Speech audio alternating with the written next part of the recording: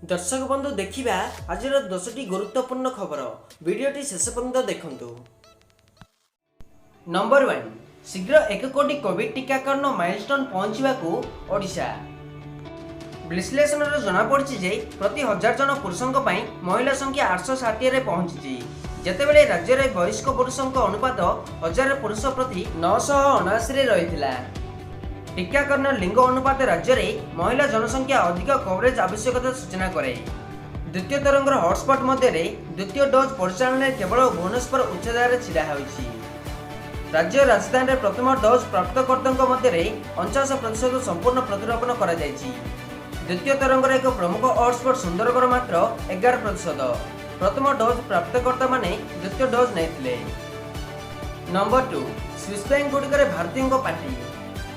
अर्थ मंत्रालय शनिवार दिन कही 2079 स्विस बैंक गुड़िकर भारतीय ग्राहक मान जमा ह्रास पाई किंतु 2020 मसीह व्यक्तिशेष एवं संस्था द्वारा पार्किंग होइतिबा पांडी रे परिवर्तन हेबार संभाव्य कारण संपर्क में मतामत सहित संपूर्ण तथ्य उपरे स्विस बैंक कर्तृपक्षों सविशेष तथ्य मागिचंती। मंत्रालय एक विवृत्ति में कही जमा अदा होइछि किंतु संख्या होई नाही।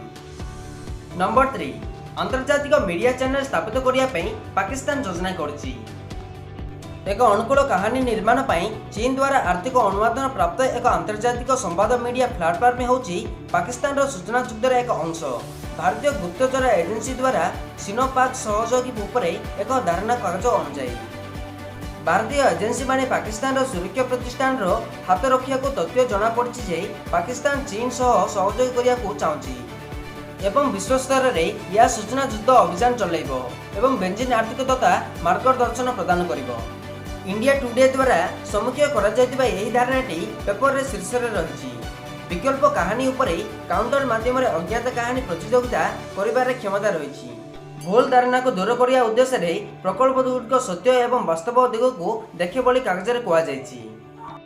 नंबर 4 म्यांमार को अस्त्रशस्त्र बंद करने को जातिसंघ आह्वान करुछि।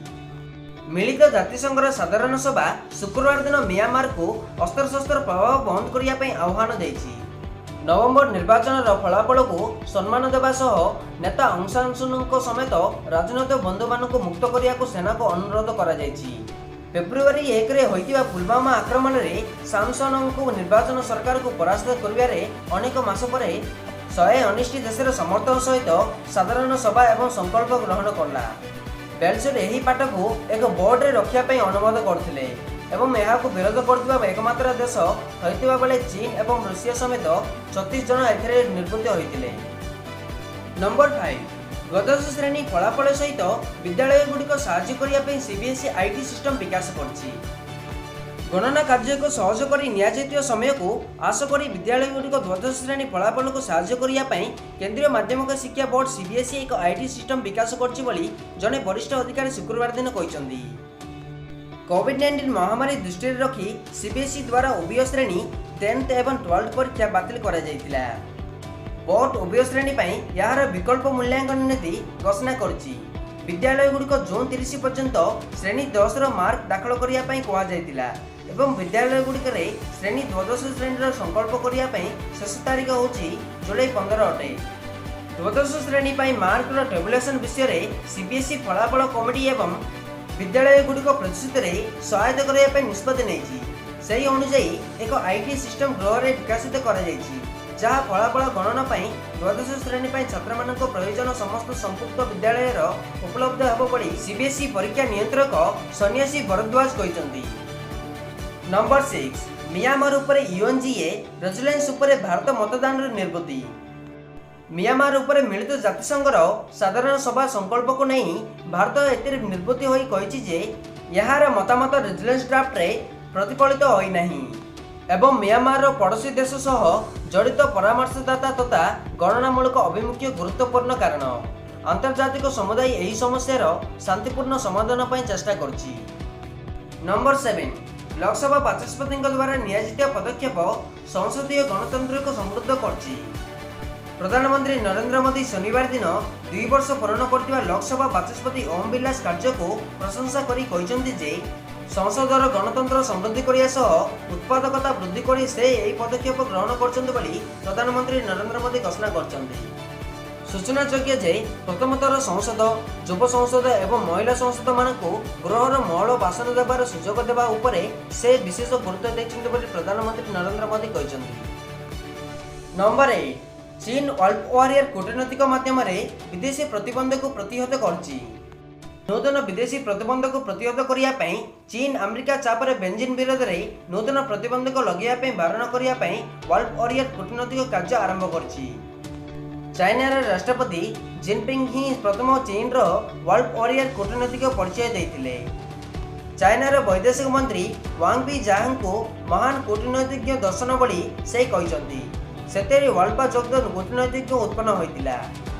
सी निजे ही चीन जनसाधारण जातीयता भावना को बढ़ाई देइछन्ति एवं ताको शक्ति के आउरी दृढ़ करिया तथा निजर प्रतिष्ठा वृद्धि करियार रणनीतिर एक अंश भाव में यह कहते।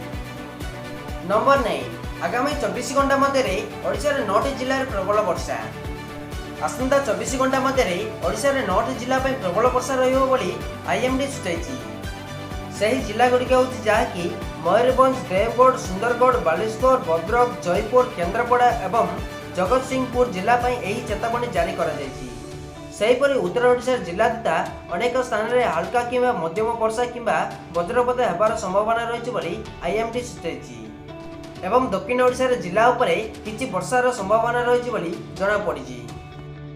नंबर 10 वास्तव में नुहे व्यक्तिगत भाव में देखा जाऊ फेसबुक को कहवाक संसदीय पैनेल।